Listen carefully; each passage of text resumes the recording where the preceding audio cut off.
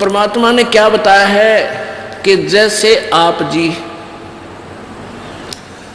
आम का पौधा लगाना चाहते हो, नर्सरी से पौधा लाए, उसको प्रॉपर, उसके बीजने का प्रॉपर तरीका कैसा है कि जड़ को, मूल को गड्ढा खोद के मिट्टी में जड़ को दबाएंगे, फिर जड़ की सिंचाई करेंगे, पूजा करेंगे, जल डालेंगे, खाद डालेंगे, फिर वो पौधा धीरे धीरे पेड़ बन जाएगा।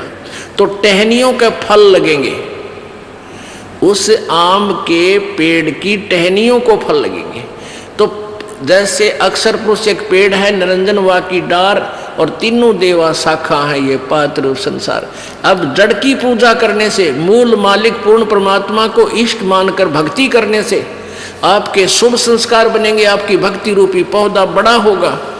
और आम का पौधा यानी भक्ति रूपी पौधा जब बड़ा होगा, आपके शुभ संस्कार बनकर ब्रह्मा विष्णु महेश के पास जाएंगे।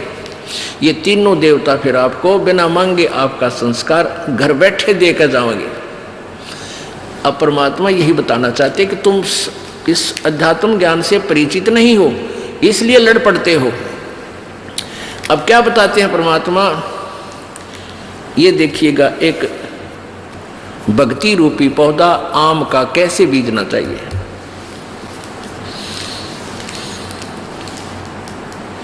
ये है सीधा बीजा हुआ भक्ति रूपी पौधा, यानी शास्त्र अनुकूल साधना।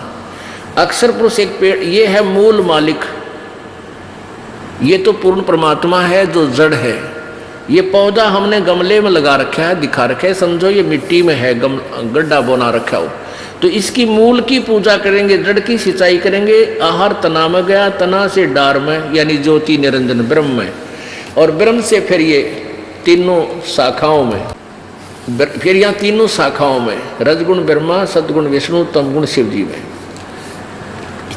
फिर ये जो बड़ा पौध पेड़ हो जाएगा तो इन टहनियाँ का फल लगेंगे। ब्रह्मा विष्णु महेश ही आपको आपका वर्क डन देंगे, किया हुआ कर्म यही देंगे और कोई नहीं देगा। ये हमारे एक अभिन्न अंग है, इस संसार रूपी वृक्ष के एक अभिन्न अंग है। ऐसा कौन मूर्ख होगा जो ये कहेगा कि टहनियों को काट कर फेंक दो? नहीं, केवल दास इतना कहता है। परमेश्वर कबीर जी ने बताया है कि एक साध्य सब सदै और सब साध्य सब जावे, माली सींचे मूल को वो फुले फुले गावे। अब देखो, इस जड़ के साधने से, एक ही के साधने से, एक के साध्य, एक के साध्य, एक के साध्य सब सदै और सब साध्य सब जावे। हम उल्टी भक्ति कर रहे हैं, शास्त्र विरुद्ध साधना करें। हमने क्या किया है, ब्रह्मा विष्णु महेश की पूजा शुरू कर दी इष्ट मान के, यानी उस पौधे को हमने टहनियों की तरफ से जमीन में गाड़ कर पानी डालने लगे, सिंचाई करने लगे।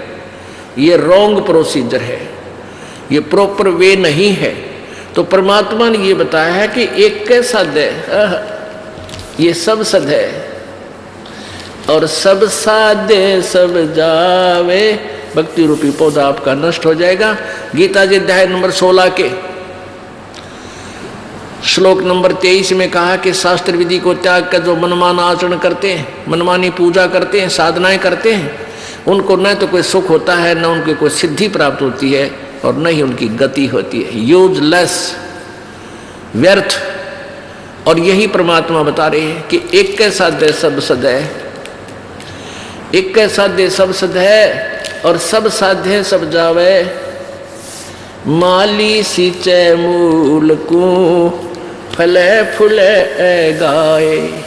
गाय माने नुकती डट के फले फूलेगा, सच्चाई ठीक करो। ऐसे भक्ति रूपी पौधा आप बोगे, मूल मालिक कबीर परमेश्वर को इष्ट मानकर पूजा करोगे, साधना करोगे, तो आपके यहाँ रहते हुए भी जो आपको सुख चाहिए, आपको यहाँ रहते जो आवश्यक वस्तुएं चाहिए, तो आपका इतना संस्कार परमात्मा ब्रह्मा विष्णु महेश के पास भेज देगा आपके अकाउंट में।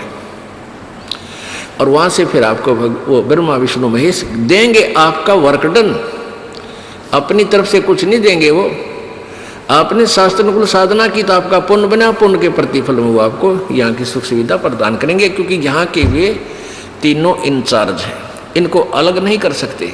आओ सब मिलकर जागरूकता लाए, पाखंड और अंधविश्वास को जड़ से मिटाए। अंधश्रद्धा भक्ति मानव जीवन के लिए बेहद खतरनाक है। शिक्षित समाज से निवेदन है कि नकली और शास्त्र विरुद्ध साधना बताने वाले धर्म गुरुओं से बचे तथा नकली धर्म गुरु का विरोध करे। सभी धर्मों में पाखंडवाद चरम सीमा पर है।